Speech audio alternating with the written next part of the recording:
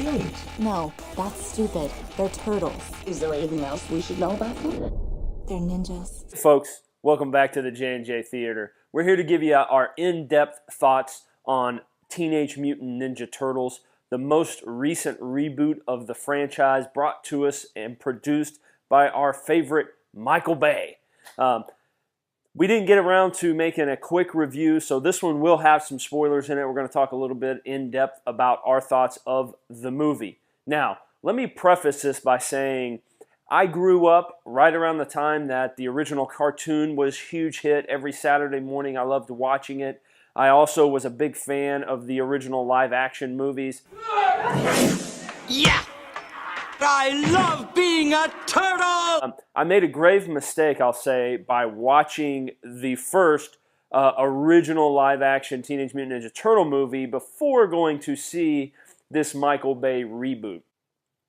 But let me just start by saying I wish they hadn't rebooted this movie, this franchise.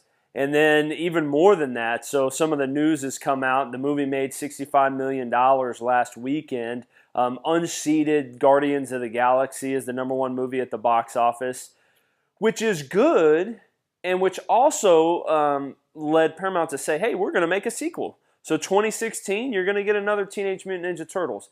And here's just hoping that they bring in some new people to write the story, to produce the movie, and direct. Because let me just tell you guys, this movie is bad.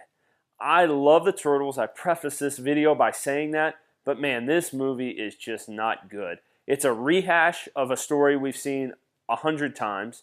And literally is the same story and plot that we got from the reboot of Spider-Man recently. Exactly the same. There's a canister that will turn, destroy New York, and Shredder in this movie compared to, I don't recall the villain's name, but the lizard guy in the first Spider-Man, we're going to take it to the top of the building and release it so that everybody, maybe not become a lizard, but everybody will have to bow down to the Foot Clan's will. And the Turtles or Spider-Man have to stop that. It's the exact same storyline. I mean, I can't believe that in this day and age, they literally rehash the story. So that in and of itself is just is ridiculous, and lack of vision, lack of creativity, and I think that's what you can sum this movie up to. There was just a lack of everything when it comes to creativity. It comes to respectfulness of the source material. And just everything that they did, and the couple of pieces that they tried to, quote unquote, add some creativity to the franchise, they shouldn't have. So one example of that is all the garb that the Turtles wear. And I understand, for example, Donatello has these glasses, and he can pop the glasses on, and it gives him vision. He's wearing this huge backpack. So I get that they were trying to enhance the character of Donatello, or Raphael, or Leonardo, who's wearing samurai type garb as the leader. So they were trying to, by also having them wear outfits and costumes, enhance their character visually. But here's the thing, the Turtles don't need that. You go back to that first live action movie, they didn't have anything but knee pads and elbow pads, really, and their signature mask, color mask. So they in of themselves are good characters, are their own characters, and you don't need to overcome and overthrow that by adding all this ridiculous stuff. Raphael literally wore sunglasses on top of his head the entire movie, and as they're flying down a mountain on their turtle shells, they never fall off. I mean, it's just, so let's just, and he's got a toothpick, like he's Razor toothpick the entire time. So, I just don't understand, why does Raphael have a toothpick? What does that mean? He is not Razor Ramon. This is not the WWE. This is Teenage Mutant Ninja Turtles. All he needs is a red mask. I know it's Raphael. All he has to do is act like a sissy and a baby, and I don't want to be a part of a team. I hate teams. Leo is the leader. I don't like Leo. I like being my own person, my own lead. I will wear my trench coat. No, that was the first one. But, he does those things, which he does a little bit in this movie, and hey, that's Raphael. That's his character. Michelangelo is going to be the comic relief. He's going to be the easy-go-lucky guy. He doesn't have to wear a little, surfer boy necklace. So I just thought that was completely stupid and really took my focus off of the character, and I'm focusing on Raphael's sunglasses and his toothpick the entire movie. The other thing is Splinter. Oh my God, the CGI and just the over-the-top. Splinter is the worst part of the movie. He looks terrible. I don't even necessarily like the voice acting. Splinter was horrible in this movie. And it's funny, again, I watched that live-action movie, and Splinter was a puppet from Jim Henson's studio, so they know how to do puppets. And it was just done a lot better, and again, much more respectful to the source material. Over and over again during this movie, I just kept telling myself that this was just a case of, the cartoon, the new updated cartoon is a hit. There's, a laundry list of adults similar to me who loved Turtles growing up. Now you've got a new age with the new cartoon on Nickelodeon that's a big hit. So they saw this opportunity of really the two generations colliding and saying, hey, that could be a huge moneymaker. And I think ultimately what led to the $65 million weekend was those things. So they were right.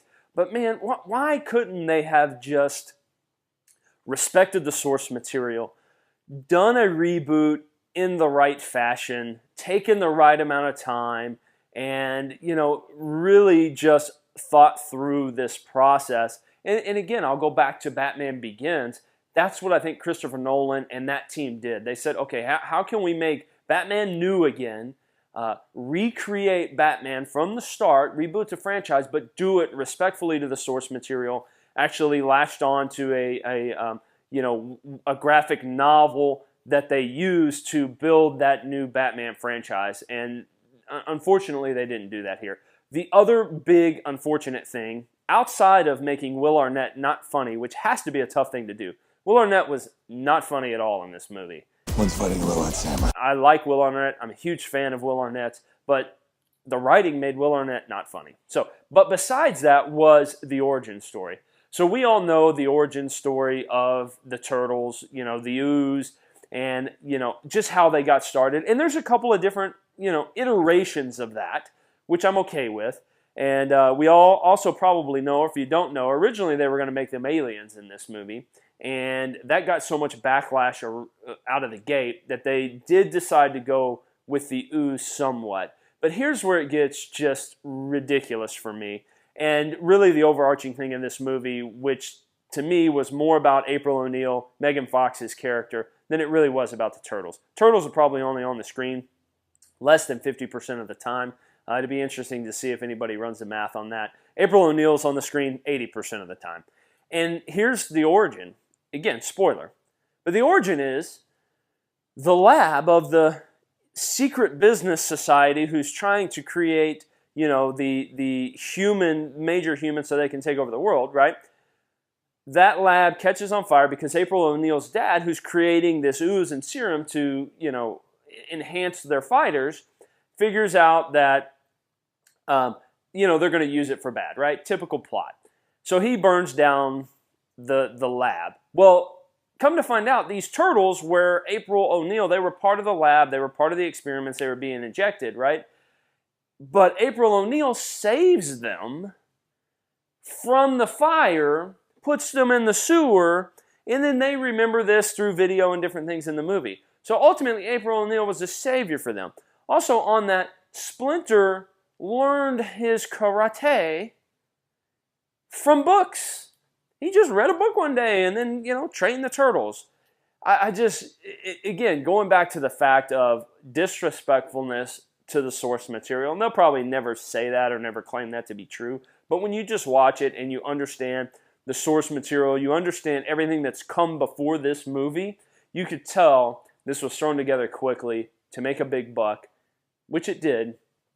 And you know what? I'll go see the sequel in hopes that it will be better. But really, the origin story was not good.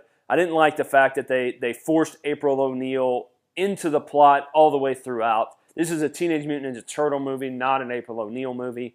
And then, just in closing, what they did to the Turtles with the over the top character visuals and aspects that they were wearing. Splinter is horrible. I didn't even really get into Shredder, but again, in typical Michael Bay fashion, he is just way over the top, way unbelievable. Not really an ominous character at all. I wasn't never really afraid of Shredder other than his big mechanical costume and the rehash of exactly the same story from the reboot of Spider-Man and, you know, typical stuff we've seen over and over again. All in all, lack of vision, lack of creativity.